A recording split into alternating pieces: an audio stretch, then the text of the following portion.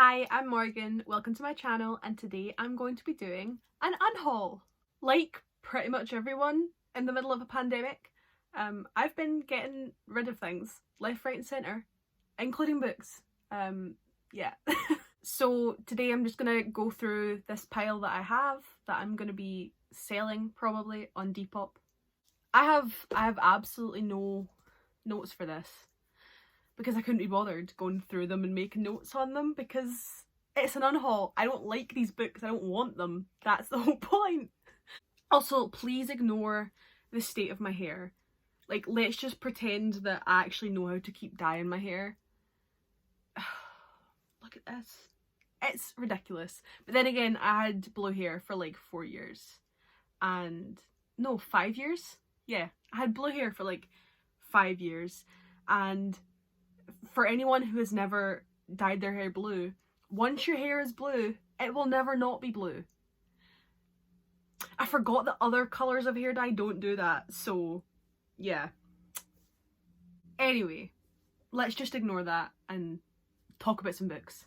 These are in no particular order, I just picked the pile off of my floor and now I will be talking about them.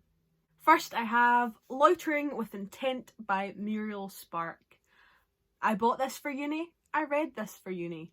It was fine. I'm not the biggest fan of kind of early 20th century stream of consciousness novels because I found that I don't really like the way in which they're written. I wouldn't say this was bad. Muriel Spark is, you know, known for being quite a good author. It was fine. I didn't hate it, but I didn't enjoy it either. So I'm never going to read it again. Hence why it's in the unhaul. I just realised this doesn't even have a blurb. Doesn't even have a blurb, does it? It does. It's tiny. But it's hidden underneath stuff about Muriel herself. It's basically about a woman who is a writer and she gets involved in some stuff and thinks, oh no, my novel is reflecting real life. It wasn't as entertaining and high stakes as the blurb makes it out to be. It was boring, to be quite honest, so goodbye. That's going to be me talking about so many of these. It was just boring. Goodbye. And that goes for the next one, which is Smalllanders by, what is it? I was supposed to say William Dafoe. That's not William Dafoe. That's an actor. Daniel Dafoe. This tells the story of, funnily enough, a woman called Smalllanders, and it's the story of her entire life. She has a really bad life. Yeah, it's basically just 1700s judgment of a woman who does what she has to survive. It's very weird and very long. There's no chapter breaks whatsoever. It's just one big, long book, and it's quite big. It's not like it's a short story. Oh, it was the most tedious thing I've ever had to read. This is another one I had to read for university. Tedious, horrific. Most people I know didn't finish it, but I did because I am nothing if not stubborn. It is the Aries in me. The story itself was pretty convoluted, but then again most things written in this time period are, and it's mostly just judging Moll for the things that she's gone through. Like, she ends up being a sex worker and they judge her for it. And it's just, what did you expect her to do? What did you expect her to do? So I'm never going to read it again, and I don't feel any particularly strong feelings towards it. So it's time to say goodbye. Next we have Regeneration by Pat Barker. This is set in a kind of mental health hospital in is it the First World War? Second World War? First World War. And it follows the psychiatrist and the patients that he's treating, including actual famous people. I can't remember their names. Hold on. Siegfried Sassoon and Wilfred Owen. So I think it's kind of loosely based on truth. It's not actually like a true story. But there is like a hint of it in there. And it follows these veterans who have gone through some real shit in the war, and they're now trying to deal with that. It was actually quite good. I did enjoy it. I think it was an interesting and kind of useful look at how war affects people and kind of in this time they were beginning to realise that war can truly affect people in this way, basically realising that PTSD is a thing. So this isn't a book that I would say is bad and like I wouldn't recommend it. I just know that I am never going to read it again and I'm running out of room. So this is goodbye.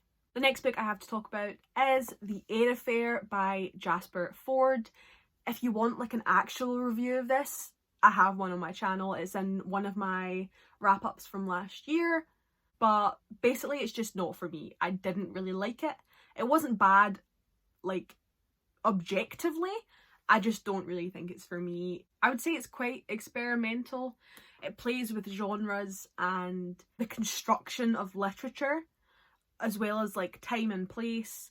It's set in a world where literature is actually like really important to the functioning of society in a way that it isn't in what would be our world. Follows a woman called Thursday Next, who is a detective, a literary detective, and she's trying to find this guy who once taught her when she was in university, who is a well-known criminal who has stolen parts of like really famous books. At one point he holds Jane Eyre hostage. Like, it's wild. It's very convoluted. It's good in that it's quite well written. It's very surreal and absurd. I just didn't enjoy it. I don't plan on picking up any more of them. I read it for university and it's not my thing. So goodbye, book in which dodos are still alive. The next book will not be a surprise if you have watched some of my other videos, and that is Vox by Christina Dalcher. I talked about this in my last video, which was my worst of 2020 wrap up, kind of. What's the word? I don't know. But I did talk about this because I really didn't like it. I would not recommend it. It's attempting to be a feminist dystopia, but it just doesn't work. And I don't want to get into a rant about it, but I don't like it and I'm never going to read it again. And there might be someone out there who does like it, so they can have it. The next two that I have are Uglies and Pretties by Scott Westerfield. I'm not going to hold them like this, I'm just showing you the covers. So these are part of a series. I read them in high school, probably back when I was like 13 or 14, so I don't remember much about them. But it's a universe in which people basically get like plastic surgery once they turn 18 to look perfect. Not entirely sure.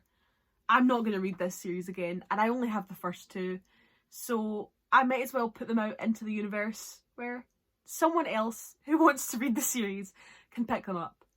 Oh, I feel like I should add, I think I said 18, it's 16. 16 is when you're transformed from a repellent ugly to a stunningly attractive pretty. I've forgotten so much about this. I've forgotten so much. But yeah, the main character wants to be a pretty, her friend doesn't. Then she finds out that there's a world outside of being a pretty, and then she becomes part of that. It's a whole thing. I don't even really remember much. I just remember her being part of this kind of secret organisation or something. But like, she's a pretty when she's part of it. I don't know. It's social commentary in the form of a YA book. Yeah. They're pretty though. The matching covers are nice. There's so many books. So many books. I'm making this so that I can put them online and get rid of them, and they don't need to be taking up room in my room because I don't have any room. The next book is Mr. Pip by Lloyd Jones. This is another book that I bought and read for university. It was fine. I would not have picked it up on my own. And I don't know, I'm still kind of unsure how I feel about it. It's all very complicated. It's about a young girl who lives in this small village, and the one white guy there basically becomes their teacher and teaches them Great Expectations, and lots of bad stuff happens, and then she grows up and kind of realises that this guy that she idolised wasn't really the perfect man that she thought he was. And I don't know, I have mixed feelings about it. I wouldn't have picked it up on my own, and I'm never going to read it again. So hopefully someone else will get something out of it. Maybe they'll also have to buy it for university. The next book is Possession by A.S. Byatt. I didn't finish this. I think I got like 2 chapters in, and then I decided there was no way that I was going to be doing an essay on it, so I didn't keep reading it. In case you hadn't figured it out, this was for university class. It follows these 2 researchers, kind of scholarly academic researchers. I can't remember if they're doing PhDs or they have done PhDs, something like that, who find letters. Well, one of them finds letters from this author that they're studying, letters that have never been found before, and suggests that he met this other woman who might have also been an author, and that they had possibly had an affair. So you've got the letters of that and kind of the story of these 2 old authors who are both dead, and the 2 academics who meet and kind of end up having an affair, I believe. Yeah, no, this wasn't for me. Not for me. I like a romance, just not this kind. There was no way I was going to read it, like, ever. I didn't enjoy the writing. It just felt, I don't know, it wasn't bad. I just didn't enjoy it. And it's quite a big book. It could be used as a brick. We're getting Les Mis vibes. Yeah. I've heard of A.S. Byatt, so maybe this is a romance author that people like, and someone who likes these romances can buy it. If you hear a large crashing sound, it is my books falling to the ground. Okay, so now I have a couple that have literally been on my bookshelves for a million years. That's an exaggeration, but you get what I'm saying. This is a Doctor Who anthology of short stories. In case you were wondering what kind of teenager I was not a super Wholock. I feel like I should have to put that out there. But I did love Doctor Who, and I still do love Doctor Who. I can't help it, it's just who I am.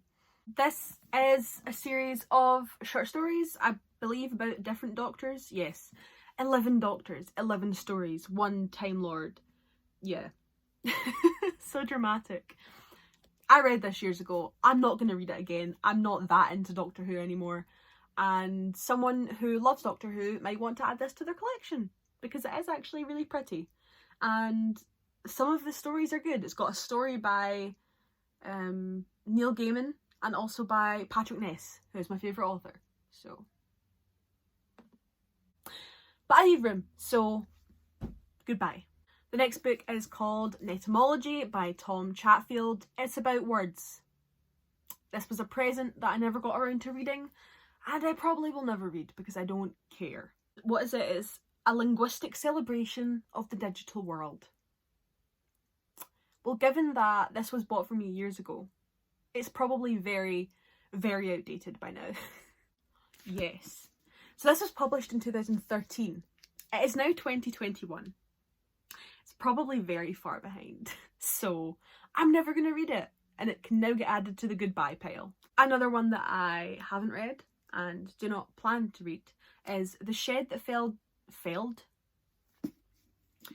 The Shed That Fed a Million Children, and it's by Magnus McFarlane Barrow. I'm not going to read this. I'm sorry. This was a present. I'll say a present. It was given to me by a friend's mum who had a pile of them because she knows the guy who wrote it, and it's the story of Mary's Meals, who, funnily enough, donate meals. Mary's Meals is a charity that is, I don't know if it is I don't know if it's an explicitly Catholic charity, but it's a Catholic charity. Their goal is to fight child hunger. I believe they're still about, but this is a charity that we donated a lot to when I was in school, because I went to Catholic school, and it's local. I say local. I believe it's Scottish. It started in Scotland, possibly in England, but I think it was in Scotland, and that's why us and other schools in our area donated to them. So this is a story of how it came about, because it did indeed start in a shed. I just never got around to reading it. I'm gonna be honest, I don't care. That sounds really horrible, but I don't care. Do I care about charity? Yes. Do I care about feeding children? Yes. Do I care about how their charity came about? Not particularly. I'm never going to read this. Goodbye. The next book I have is The Heat of the Day by Elizabeth Bowen. This is yet another one that I read for university. It was fine. Didn't hate it. Didn't love it. I am definitely not going to read it again, and that's why it's in this video. This is about a woman called Stella in London in the war. I think it's the Second World War. It might be the First World War. Not entirely sure. Basically, she finds out that her lover is accused of selling British secrets, and she kind of meets this spy who tells her this, and basically says that he won't tell anybody if she kind of goes out with him. It's weird. And it was convoluted, kind of. It focuses... Convoluted is probably not the right word. Confusing. And it focuses a lot more on the relationships. Time is a bit funny in the book. Yeah, it wasn't bad. The writing was good. I just didn't enjoy it the most. And I'm never going to read it again. That should be the tagline for this video. I'm never going to read it again. Goodbye! This next book is another one that you may have already seen on my channel, and that is The Child by Fiona Barton. This is another one that I had in my worst books of 2020 video, and yeah, if you want to know, you know, the specifics about what I didn't like about it, you can check that out. There is also an actual review somewhere in the channel. I don't know, I'm lazy. This is a thriller about, I think it's supposed to be a thriller, I don't actually know. And it's about a journalist and two women, and they're all kind of intertwined after the skeleton of a baby is found in the grounds of old flats once the flats have been pulled down, and they're trying to figure out who this baby is and what happened to her. And I guessed the ending within 30 pages, literally within the first 3 chapters. I knew it all, and I was correct. And it has not endeared me to Fiona Barton at all. Her writing itself is not horrific, but the plot and the pacing and everything, no. I do not plan to read any more of this series or anything by her, to be quite honest. Happy to get rid of this. Although I probably won't sell this one because it's a proof. It's a proof, and I didn't know it until I bought it secondhand. But here we are. The next book I have is The Cone Gatherers by Robert Jenkins. This is a change. I had to read this in high school, like 5th year. Yeah. I don't even really remember what it's about. It's about 2 brothers, one of whom is disabled in some way. I think he has learning difficulties, something like that. I don't know, probably not the best representation, to be honest. And these 2 brothers work on an estate in Scotland. They work in the woods alongside Duder, I think it's Duder, the gameskeeper, who does not like them. And basically loads of bad things happen and one of them dies. Is it one of them? Possibly 2 of them. Possibly 2 of them die. I'm never going to read this again. Like, ever. It was fine. It's Scottish, which is always a good thing. But I'm never going to read it again. I'm sorry, boys. It's also kind of dirty. This poor book has been through a lot. It was in my school bag every day for like a whole year. So, it's time to retire. The next book I have to talk about is We Are All Completely Beside Ourselves by Karen Joy Fowler. I'm very impressed that I remembered that entire spiel there. This is about a woman called Rosemary, who I believe is in college and kind of trying to figure out who she is and reflecting on her past. All of those wonderful things. Except she had a sister who was a monkey. Yes.